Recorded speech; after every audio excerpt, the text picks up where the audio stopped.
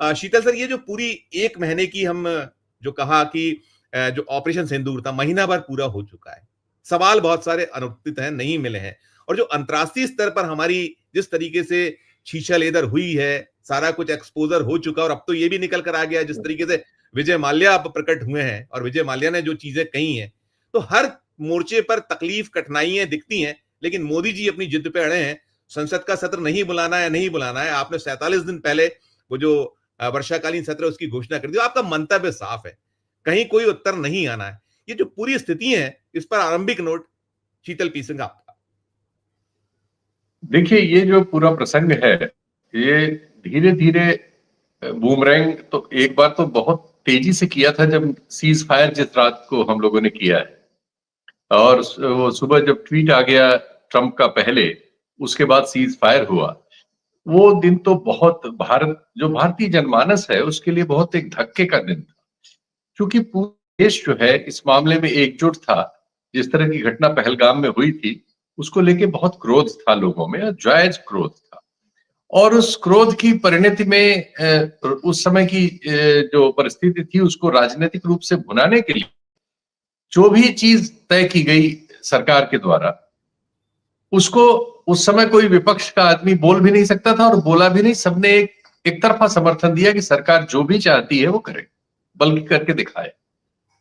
अब जो हुआ उससे देश को एकाएक शॉक लगा था, क्योंकि जिस तरह का वातावरण तैयार करने में दक्षिणपंथ हमारे देश में माहौल पैदा करता है, उससे लोगों को लगा था कि कम से कम पीओके वगैरह तो ले ही लेंगे इस बार, क्योंकि पिछली बार सिर्फ बालाकोट करके रह गए थे, इस बार कुछ ज्यादा बड़ा होगा। लेकिन जो सरकारी खाते में सोचा गया था, जो भी वो परिस्थितियां, हम आप उनसे भिज्ञ नहीं होते, उनसे वही लोग भिज्ञ हैं जो उसका फैसला लेते हैं। उन्होंने ये फैसला किया कि हम एक ऐसा होगा, लेकिन अपनी ओर से हम उसे डीएस्केलेटरी रखेंगे। यही वर्ड उन्होंने यूज किया कि हम इसको सिर्फ किसी सैनिक ठिकाने पर या किसी नागरिक ठिकाने पर हमला नहीं कर रहे हैं, हम सिर्फ आतंकवादियों के यहाँ हमला कर रहे हैं, और आतंकवादियों ने हमारे यहाँ ये कांड किया है और आपके यहाँ आतंकवादी इन अड्डों पे रहते हैं, हम इसकी शिकायत कर चुके हैं। तो एक तर्क बहुत लॉजिकल भी नजर आ रहा था उस समय, उन्होंने क्रिएट किया था, जिसमें सारी दुनिया को भी ये कहा जाए कि हम एक इसलिए ऐसा करने पे बाध्य है क्योंकि इन्होंने ऐसा कांड किया है, लेकिन हम फिर भी लड़ाई में नहीं जा रहे हैं, हम सिर्फ डीएस्केलेटरी स्ट्राइक्स कर रहे हैं। सोच के ये किया गया, लेकिन वो एक छोटे मोटे युद्ध में बदल ही गया। आप और हम जानते हैं 4 दिनों तक जो युद्ध चला, और उसके बाद जो है, ये ठीक है कि हमारी सेनाएं जो है उन्होंने बूट सीमा पार नहीं की, ना हमारी तरफ से ना उनकी तरफ से, लेकिन वायु सेनाओं ने एक दूसरे के लिए मिसाइलों के जरिए, ड्रोन के जरिए, अन्य आयुधों के जरिए दूसरे की सीमा पार की, एक दूसरे की जगह नुकसान किए। अब उसके अलग अलग दावे हैं, वो उस पे मैं नहीं जाऊंगा, लेकिन जब उसको उसको युद्ध को वापस ले लिया गया, सीज फायर हो गया, उससे पूरे देश में एक शॉक लगा। और ये बात मोदी जी भी जानते थे, उनकी खुद समझ में नहीं आया कि वो कैसे इसको पब्लिक को समझाए, क्योंकि डोनाल्ड ट्रंप के ट्वीट ने सब नष्ट कर दिया। तो उनको 3 दिन लगे वो सब तैयार करने में, उसका एक माहौल और कैसे जैसे करते हैं। 3 दिन बाद वो आए सामने, वो छुपे रहे, लेकिन तब तक देश में बहुत गुस्सा, दक्षिणपंथी समर्थकों में भी बहुत गुस्सा था। वो सब बोलने लगे थे, इससे नहीं होगा, ये वो है, फलाना है, व्यापारी है, ढिमाका है, जैसा उन लोगों का होता तुरंत गाली गलौज पे आ जाते। तो उसको रोकने के लिए जरूरी था कि इसको कुछ लीपापोती हो माहौल में, तो वो लीपापोती शुरू हुई।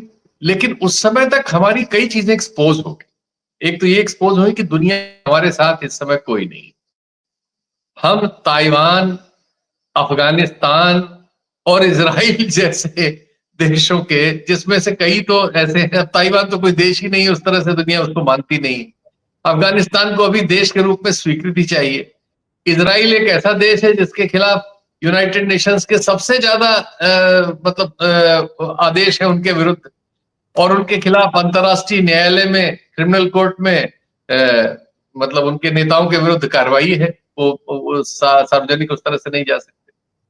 तो एक इस तरह की परिस्थिति हुई कि हमें पता लगा कि कोई हमारे साथ नहीं है और हम एक अजीब स्थिति में हैं।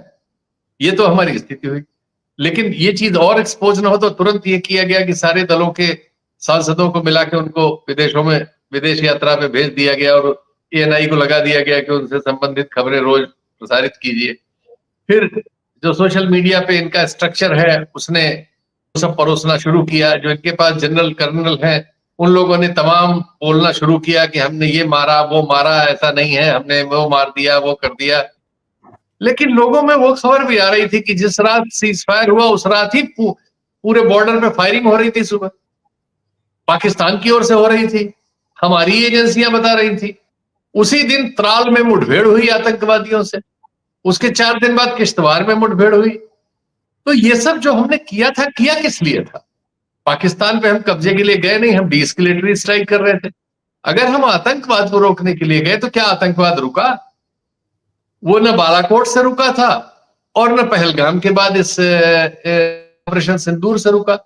वो तो इस ऑपरेशन के सीज फायर होने के तुरंत बाद भी 2 जगह मुठभेड़ हुई और इसके बाद बीएसएफ का 4 दिन 1 हफ्ता पहले बयान आया है बीएसएफ चीफ का कि वहां लॉन्चिंग पैड से आतंकवादी भारत में घुसने की कोशिश कर रहे हैं, हम फायरिंग करके हम वापस किया। यानी जो लक्ष्य हमारा है आतंकवाद का निरोध करना, उसमें तो हमें 0 सफलता मिली या नहीं मिली बिल्कुल। अब हम ये सब कह के अपनी पीठ खुद ही ठोकने में लगे हैं कि हमने पाकिस्तान के फलाने बेस, सही है हमने भी बहुत सारी मिसाइलें मारी और हमारी मिसाइलें ब्रह्मोस वगैरह बहुत कारगर है और उन्होंने निश्चित तौर पर उनका नुकसान किया होगा, कोई शक करने की गुंजाइश नहीं है। लेकिन ये पीठ ठोकने की भी वजह नहीं बन सकती, ये बनाने की कोशिश हो रही। इस बीच राहुल गांधी ने ये लाइन ले ली। राहुल गांधी के हाथ से इन्होंने जाति जनगणना वाला मुद्दा इस घटना से पहले ही छीनने की कोशिश की। जी। तो जाति जनगणना के सवाल को चूंकि राहुल गांधी पिछले कई सालों से नर्स करते करते उस लेवल पे लाए थे कि उनको लगता था कि इसके जरिए वो अपनी अगली राजनीति में अपने को बड़ा करेंगे। उसको प्रधानमंत्री जी ने मान के उसकी ताकत को कम किया। तो राहुल जी के पास अब जाहिर है कि उससे आगे बढ़ने की जरूरतें हैं, वो उन पे बढ़ना शुरू हो गए हैं। जैसे वो प्राइवेट सेक्टर में रिजर्वेशन और रिजर्वेशन, ये जो जाति जनगणना होगी उसके रूल रेगुलेशन होंगे, उसमें क्लॉज क्या क्या डाले जाए, ये सब इश्यूज अब जाहिर है अगले इश्यूज लेने ही पड़ेंगे उन्हें, तो वो तो उस पे आ गए हैं। लेकिन उन्होंने एक चीज जरूर पकड़ ली इस बीच, और वो शायद उन्हें जो सर्वेक्षण वगैरह हुए उससे पता लगा कि इस देश में राइट विंग के भी बहुत सारे समर्थकों को प्रधानमंत्री मोदी जी के इस सीज फायर के फैसले से निराशा हुई और उनको शंका हो गई है इनकी सामर्थ्य पर। और उसके बाद एक के बाद जो दुनिया में अंतर्राष्ट्रीय स्तर पर हुआ, पाकिस्तान को जिस तरह से सपोर्ट मिला और अभी हाल में फंड्स भी मिल गए, चूंकि यहाँ सारा मीडिया उसको कंगाल वंगाल दिखाने में ही व्यस्त रहता है, तो उसको जितनी एजेंसीज बाहर की हैं, उपाध्यक्ष बना दिया, यूएनएससी ने उपाध्यक्ष बना दिया उसी चीज के लिए जिसपे उसको आप ब्लेम कर रहे थे। जी जी जी, ये सब खबरें भी चूंकि आ रही हैं तो इसकी वजह से जो माहौल राइट विंग के पक्ष में बनाने की कोशिश है मोदी जी की, ऑपरेशन सिंदूर, मेरी नसों में सिंदूर बह रहा है, सब उतना कैच नहीं कर पाया, बल्कि इसकी आलोचना ज्यादा हुई। और उन्होंने 64-65 हजार हमारे देश के जो पेट्रोल पंप है सब पे अपनी होर्डिंग लगवा दी है, सेना के बीच खड़े हैं और मोदी जी हैं और ऑपरेशन सिंदूर लिखा हुआ है। तो वो अपने प्रचार में निकल गए थे और इन लोगों को बाहर भेज के वो बिहार में रैलियां कर रहे थे।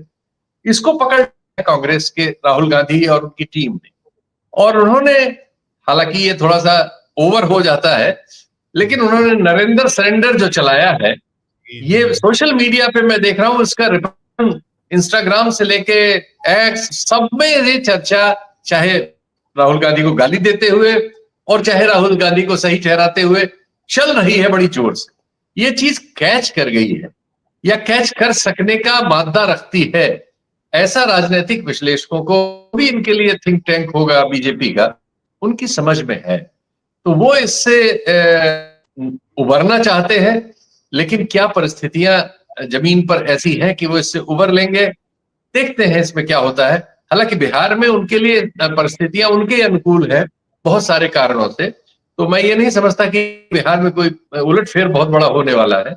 लेकिन ओवरऑल देश के जनमानस में और देश के जो राजनीतिक विमर्श है उसमें इस परिघटना से और इस पर्टिकुलर आप कह सकते हैं जिव से एक नई राजनीतिक चर्चा जरूर शुरू हुई है, जो बीजेपी के लिए कठिनाई का सबब बन सकती है। बहुत सरल तरीके से कहा जाए तो इतना तो कहा ही जा सकता है।